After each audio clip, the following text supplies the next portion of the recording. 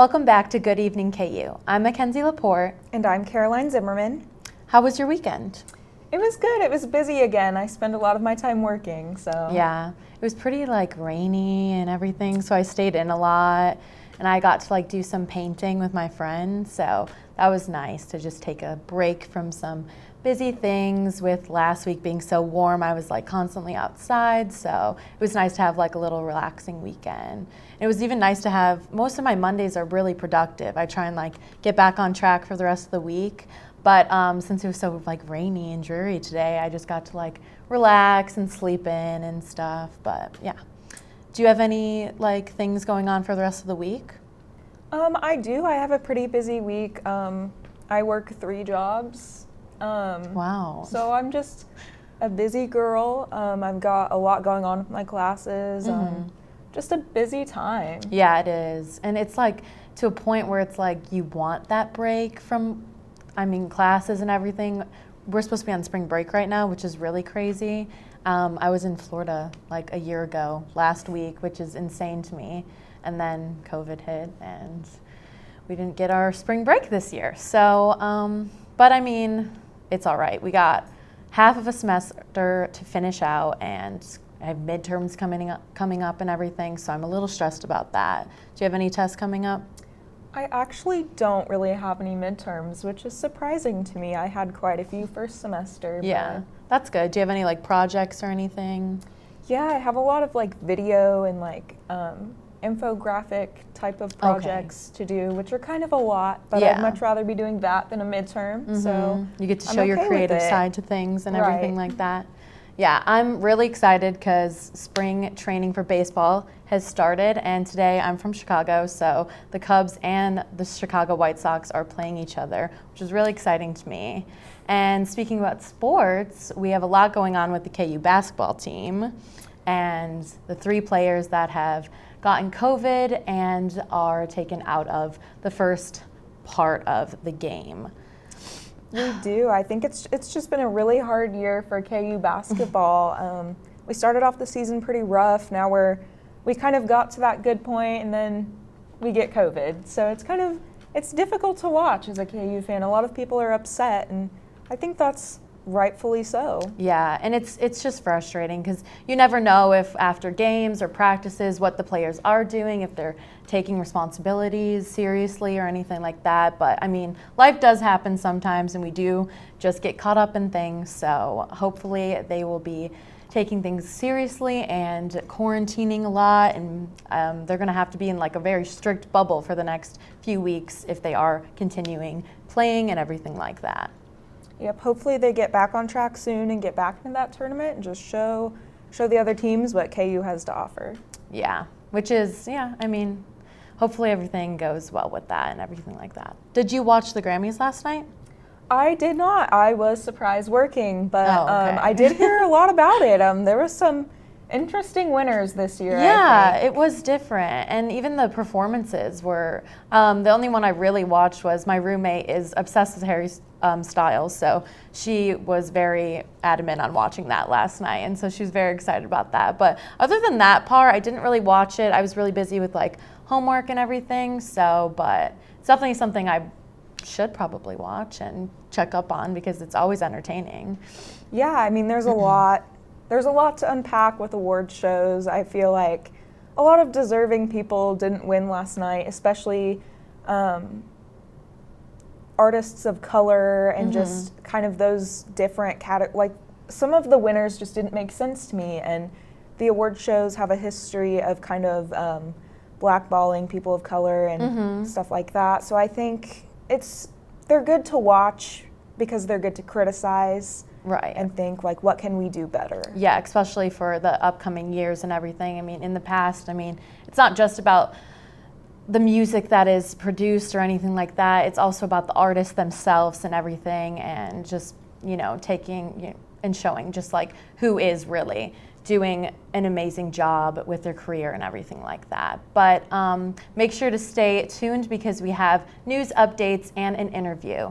But have a nice rest of your week, Jayhawks. Every 7 minutes, a child is born. She's alone. She's alone. Hi, my name is Allison Walker. I'm in 5th grade and I've been bullied. 1 out of 5 kids 1 out of 5 say they have been a bully. Don't laugh at me, don't call me. And bullying today. Hi, Bobbi. I just wanted to talk to you a little bit about the KPR Mug Design Contest. So what is that, and can you tell me a little bit more about that? Yes, of course. Thanks for having me on. Like you said, I'm Bobbi with Kansas Public Radio, and the KPR Mug Design Contest is a contest where we look for local artists to submit a design for our KPR membership mug. And the membership mug is something that we give out to people that donate money to KPR. Usually $60 or more a year would qualify them to get one of our mugs. And so we used to just have the logo on it, but now we've been trying to feature art from people around our listening area, which we cover most of eastern Kansas. So we're just trying to reach everybody and see what kind of great art's out there. Yeah. So is there any certain theme for the design this year? Yeah, we generally go with a similar design each year or a kind of theme, and it's usually pretty vague because we want to let artists kind of bring their creativity to the event and let them really show their art style. But usually we like it to be Kansas themed, maybe with a broadcast theme in there as well, or any really piece of their community that they'd like to share that with us on their design.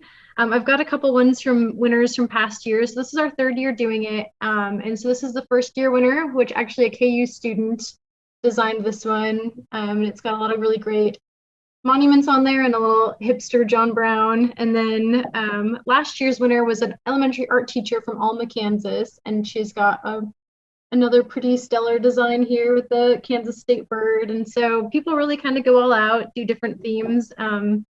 Yeah, so it's really great to see the styles that people submit. Yes, I love that. So is there any certain prizes that you could win if you submit this design and happen to get in 1st or 2nd place? Yeah, so I'll start with how you could get to those prizes. So we are accepting submissions through March 26th at midnight. And we are hoping to have them get those submitted to us before then, and then we'll do KPR staff will choose our top 5 of all the submissions, and then they'll do voting on those from March 30th to April 2nd, and then the people that win 1st and 2nd place from members and community members voting on who were their favorites. The 1st place prize person will get a $150 value art supply pack from Wonder Fair, a $25 gift certificate from Raven Bookstore, and then they'll also get some KPR swag, and then they'll get a couple of the mugs with their own design printed on it. And then we've got a 2nd place prize as well, also from Wonder Fair, and then some more KPR swag. So trying to give 1st and 2nd place both some love. Yes. So what will these mugs be used for? So as a lot of people might know about public radio or might not know about it, is that we often give out different kinds of tchotchkes to people that support us. And so that's one of those big things, is that a lot of public radio stations, it's like the tote bag that they give out, but for us, it's our KPR coffee mug. And so we usually give these out to members, our KPR ice cream social.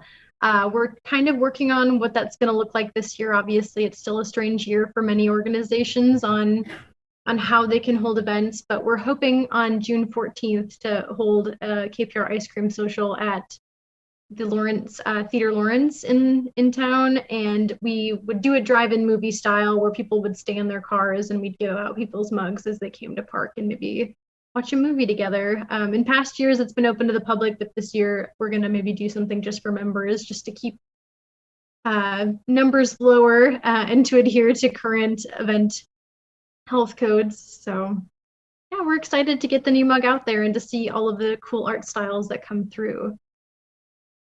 Yeah, me too. I'm so glad that despite everything going on, this contest is still happening. Yeah, everything finds a way to keep moving along. Yeah. Okay, do you have anything else you want to add? Yeah, so if people want to learn more about the Mug Design Contest and are interested in submitting designs, you can go to kansaspublicradio.org. And you should find the Mug Design Contest information there on the front page. And that'll give you all the information about what colors to use, what sizes to use, where to send your art, which will be to me, but my last name is long, so it's easier for you just to read it on the website and get it from there. Awesome. Okay, one more time. When is the last day to submit? Yes, so our last day for submissions is at midnight on March 26th. And I mean, if it comes in over that weekend and you missed it, we're not going to disqualify you or anything. We're just excited that, because if you worked hard on something, as long as it gets in before that following Monday, we'll happily take your design. Awesome. Thank you so much for talking to me, Bobbi. Yeah, of course. Have a great day. Thank you. Diversity. What is diversity? It can be an umbrella term for a variety of things, ranging from diversity among different people, places, cultures, and ideas, to the way people express themselves and the way they interact with the world. In today's world, people interact with one another and share their thoughts through social media. Let's take Twitter, for example. How are people of different backgrounds, ethnicities, and sexual orientations with different political beliefs, interests, and job titles using this platform differently? Currently, celebrities are interacting with their fans on Twitter by speaking their minds, sharing their beliefs, and supporting social issues. Professional sports figures and organizations in the United States are using Twitter to support social causes and bring attention to current social matters, such as encouraging their fans to vote. Users are voicing their opinions about current issues surrounding racial inequalities, social injustice, and police brutality in the United States. There's diversity in the way people are discussing the upcoming presidential election, especially regarding their opinions of each candidate. Different news outlets are not only highlighting stories in the US, but are talking about important stories from around the world. But many Twitter users don't post about controversial matters or social issues at all. Rather, they use their platform to create memes and post funny content for entertainment. While many topics going around this app involve social issues and political opinions, Twitter creates a space where people can pull together collections of diverse thoughts, comments, opinions, goals, and even a little humor too. So how can we use this platform to express our differences? More importantly, how can we use it to learn from each other's differences today? I'm Brooke. And I'm Emily. This is your Monday Good Evening KU news update. History was made last night at the Grammys with Beyoncé's breaking the record for all-time wins by a woman in any singer, male or female, with a total of 28 Grammys. Taylor Swift took home Album of the Year for Folklore, making her the first woman to win that award 3 times. Julian Eli Cater of Pennsylvania and George Tanios of West Virginia have been arrested and charged for allegedly assaulting Capitol Police Officer Brian Sicknick with bear spray during the riot at the U.S. Capitol. Authorities are working to determine whether the assault was the direct cause of Sicknick's death. As of yesterday, there were around 4,200 unaccompanied children in Border Patrol custody. Children are arriving at accelerated paces, leaving them in jail-like facilities for extended periods of time. The children are turned over to the Department of Health and Human Services, but until recently the shelters have been operating under limited capacity due to COVID. Over 1.3 million people passed through the airport security on Friday, and there was a similar amount yesterday. That is the most travelers seen in a single day since before the coronavirus pandemic was declared about a year ago. With spring break trips approaching, the CDC is strongly urging people, vaccinated or not, to avoid unnecessary travel. The Lawrence Memorial Hospital has had to throw away 570 doses of coronavirus vaccine because of a refrigeration mistake. When the hospital received the doses, they put them in the freezer, not realizing that they were already thawed, as most doses are shipped frozen. After getting confirmation from Johnson & Johnson, they discarded those doses. Senior Ben Butler made his debut at the 2021 NCAA Cross Country Championships today in Oklahoma. He is the first member of the KU men's team to qualify for the championships since 2015. The 10,000 meter was at 12:40 today, and Butler finished the race in 136th place. And for more in sports, we'll throw it over to Julia for a weekend wrap-up. Thanks, Brooke. I'm Julia with the weekend wrap-up for Jayhawks sports. Kansas will be the number 3 seed in West Region and play Eastern Washington on Saturday. The Jayhawks were forced to withdraw from the Big 12 tournament prior to the semifinals after a positive COVID-19 test. The team has passed all other protocols but must continue to test every day in Indianapolis. Coach Self said the restrictions in the bubble would provide a different experience. It's going to be much tighter. There's not going to be much leeway. There's not going to be, hey, tell us what you want type situation. It's going to be, we're told what we want, which is also good. We're not going to, the higher seeded teams don't pick the times they want to practice. I mean, it's going to be a very strict and regimented schedule. So I don't know enough about it about how different it'll be, but we'll get there, and we got to test as soon as we get there, and then we got to wait 12 hours and have it be the next day before you test again, before you can even leave your room to go do whatever you're going to do. So it's definitely going to be different. It'll be a tight ship.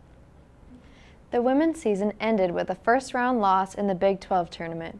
The Jayhawks fell 75-72 to TCU to finish the season 7-18.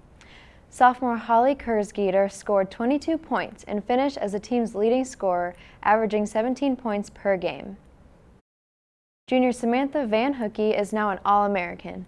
The junior pole vaulter cleared a personal best, 14 feet 3.5 inches, to place 7th overall in the NCAA Indoor National Championships in Fayetteville, Arkansas this weekend.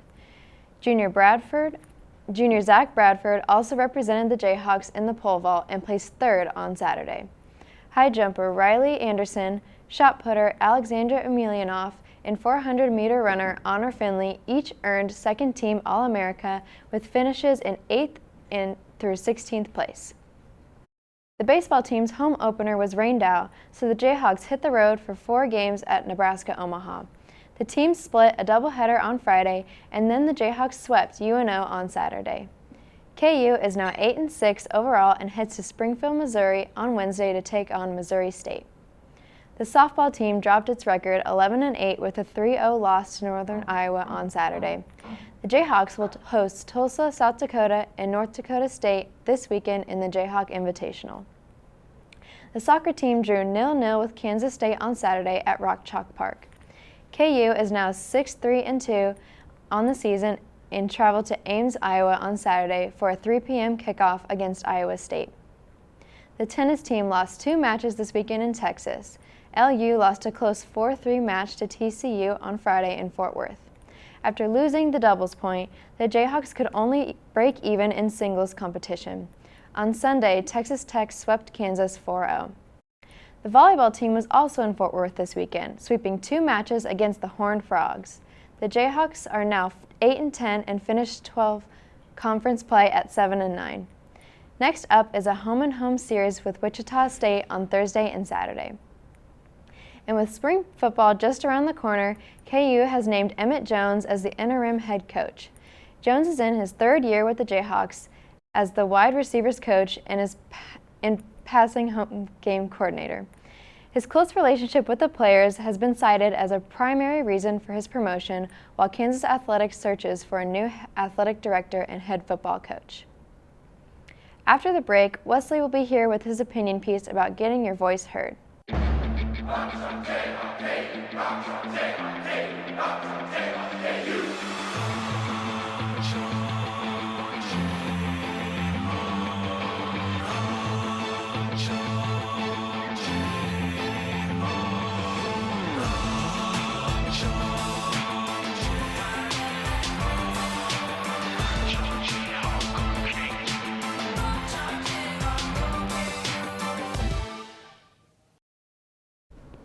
Good evening.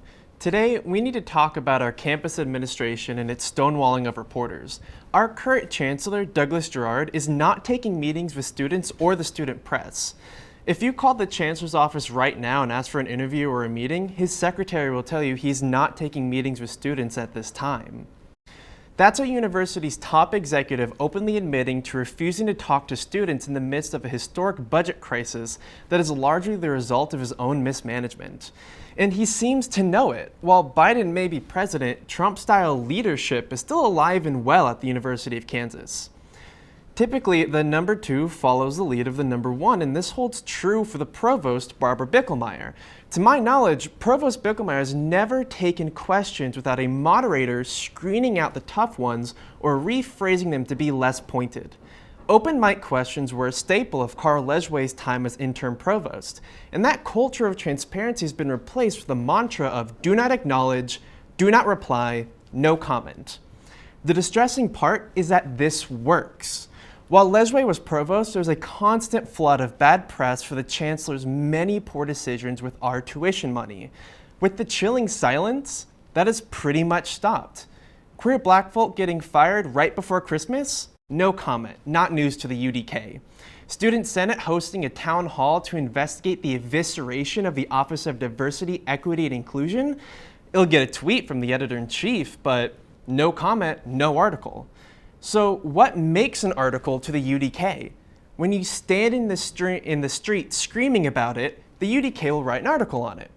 It took your professors protesting outside of a basketball game to cover the suspension of faculty tenure. It took your GTAs protesting outside Strong Hall for the 40% cut of all graduate teaching assistants to get an article.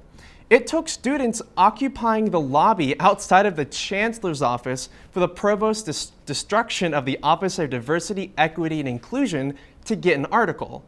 No one will speak for you. You have to make your voice heard, whether it be tweeting, direct action, or emailing a letter to the editor to editor@kansan.com.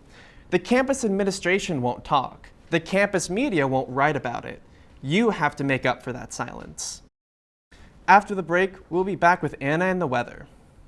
For students searching for a way to stay active in an outdoorsy way, the City of Lawrence has bike trails running in every direction, and with the new bike share program, we can stay in shape as we tour the sights of our beautiful city. Clinton Lake is only a short 30-minute bike ride away from Daisy Hill and has the most incredible sunset location in all of Lawrence. Walking campus may give you the KU calves, but biking can give you the KU thighs. Bike Lawrence today. Welcome back for today's weather updates, and taking a look at the headlines, we have some rain and storms moving through the area. Luckily with moderate temperatures, nothing too uncomfortably hot or cold, and we will see more rain and showers at the beginning of the week before the sun comes back.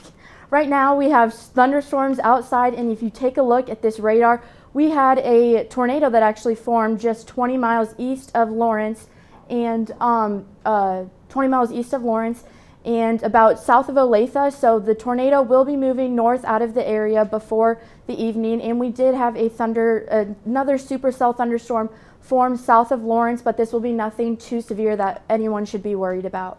Tonight we'll just have a couple more showers, nothing too severe again, and the clouds will just continue with showers at about 60%. Tomorrow we will have mostly cloudy temperatures with about 58 degrees, and the precipitation about 60%, and rain will be possible. And taking a look at this week, we will have precipitation continue through the beginning of the week. Before we hit Thursday, we'll have a wintry mix possibility. When the temperatures get between above freezing and below freezing, that's where we can see the mix of rain and snow. Once we get towards the end of the week, we'll have the sun come back, and we will have great temperatures for some KU basketball before we see some breezy weather on Sunday. That's all I have for today's weather update. Make sure to stay tuned for tomorrow's KU Take a Side at 9 a.m.